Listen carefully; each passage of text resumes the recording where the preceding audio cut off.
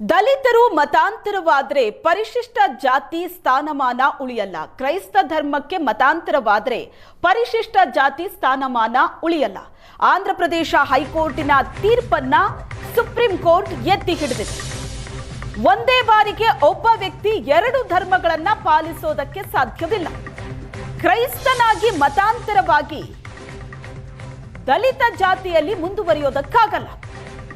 Supreme ಕೋರ್ಟಿನ ನ್ಯಾಯಮೂರ್ತಿ P K. Mishra ಮತ್ತು ಎನ್.ವಿ. ಅಂಜಾರಿಯ ಪೀಠ ಆದೇಶವನ್ನ ಕೊಟ್ಟಿದೆ.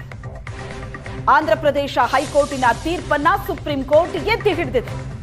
ಆಂಧ್ರದ ಚಿಂತಾದ ಆನಂದಪೌಲ್ ಎಂಬಾತ ಸಲ್ಲಿಸಿದ್ದ ಮೇಲ್ಮನವಿ ವಜಾ ಆಗಿದೆ. ಆಂಧ್ರ ಹೈಕೋರ್ಟಿನ ಆದೇಶವನ್ನ ಸುಪ್ರೀಂ ಕೋರ್ಟಿನ ದ್ವಿಸದಸ್ಯ ಪೀಠ ಎತ್ತಿ ಹಿಡಿದಿದೆ. ಚರ್ಚಿನಲ್ಲಿ ಫಾಸ್ಟರ್ ಆಗಿದ್ದ ವ್ಯಕ್ತಿ ದಲಿತ ಸ್ಥಾನಮಾನ ಕೋರಿ ಸಲ್ಲಿಸಿದ್ದಂತಹ ಅರ್ಜಿ. ಒಂದೇ ಬಾರಿಗೆ ಒಬ್ಬ ವ್ಯಕ್ತಿ ಎರಡು ಧರ್ಮಗಳನ್ನ ಪಾಲಿಸೋದಕ್ಕೆ ಸಾಧ್ಯವಿಲ್ಲ ಅಂತ ಕೋರ್ಟ್ ಹೇಳಿದೆ.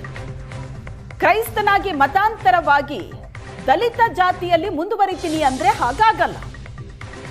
ಮತಾಂತರವಾದ್ರೆ ದಲಿತ ಸ್ಥಾನಮಾನ ಇಲ್ಲ ಅಂತ ಸುಪ್ರೀಂ ಕೋರ್ಟ್ ಆದೇಶ ಕೊಟ್ಟಿರೋದು. ಒಂದೇ ಬಾರಿಗೆ ಒಬ್ಬ ವ್ಯಕ್ತಿ ಎರಡು ಧರ್ಮಗಳನ್ನ ಪಾಲನೆ ಮಾಡೋದಕ್ಕೆ ಸಾಧ್ಯ ಇಲ್ಲ ಅಂತ ಕೋರ್ಟ್ ಹೇಳಿರೋದು. ಹಿಂದೂ, ಬೌದ್ಧ, ಸಿಖ್ ಬಿಟ್ಟು ಯಾವುದೇ ವ್ಯಕ್ತಿ ದಲಿತನಾಗಲು ಸಾಧ್ಯವಿಲ್ಲ. ಮತಾಂತರ ಆದರೆ ದಲಿತ ಸ್ಥಾನಮಾನ ಇಲ್ಲ ಅಂತ ಕೋರ್ಟ್ ಆದೇಶ ಕೊಟ್ಟಿದೆ. ಕ್ರೈಸ್ತನಾಗಿ ಮತಾಂತರವಾಗಿ ದಲಿತ ಜಾತಿಯಲ್ಲೂ ಕೂಡ ಮುಂದುವರಿತೀನಿ ಅಂದ್ರೆ ಹಾಗಾಗಲ್ಲ.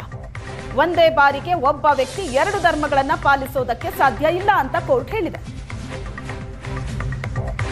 ಮತಾಂತರಗೊಂಡಂತ ದಲಿತರಿಗೆ ಮೀಸಲು ಲಾಭವೂ ಸಿಗಲ್ಲ ಅಂತ ಕೋರ್ಟ್ ಹೇಳಿದೆ.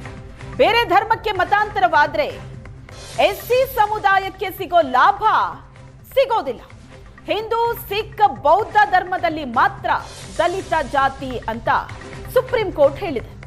ಮತಾಂತರ ಆದ್ರೆ ಮೀಸಲಾತಿ ಮತ್ತು SC/ST ಕಾಯ್ದೆ ರಕ್ಷಣೆ ಸಿಗೋದಿಲ್ಲ. ಸಾಂವಿಧಾನಿಕ ಆದೇಶ 1950ರ ಷರತ್ತು ಪೂರೈಸಿದ್ರೆ ಮಾತ್ರ ದಲಿತ ಸ್ಥಾನಮಾನ. ಹಿಂದೂ, ಸಿಖ್, ಬೌದ್ಧ ಬಿಟ್ಟು ಬೇರೆ ಧರ್ಮಕ್ಕೆ ಮತಾಂತರವಾಗಿದ್ರೆ ಸ್ಪಷ್ಟ ನಿರ್ಬಂಧ ಅಂತ ಕೋರ್ಟ್ ಹೇಳಿದೆ. ದಲಿತರು ಮತಾಂತರವಾದ್ರೆ ಅವರು ಪರಿಶಿಷ್ಟ ಜಾತಿಯ ಸ್ಥಾನಮಾನವನ್ನ ಪಡ್ಕೊಳ್ಳೋದಕ್ಕಾಗಲ್ಲ. ಕ್ರೈಸ್ತ ಧರ್ಮಕ್ಕೆ ಮತಾಂತರ ಆದ್ರೆ ಪರಿಶಿಷ್ಟ ಜಾತಿ ಸ್ಥಾನಮಾನ ಉಳಿಯಲ್ಲ. ಸುಪ್ರೀಂ ಕೋರ್ಟ್ನ ಆದೇಶ ಆಯಿತು.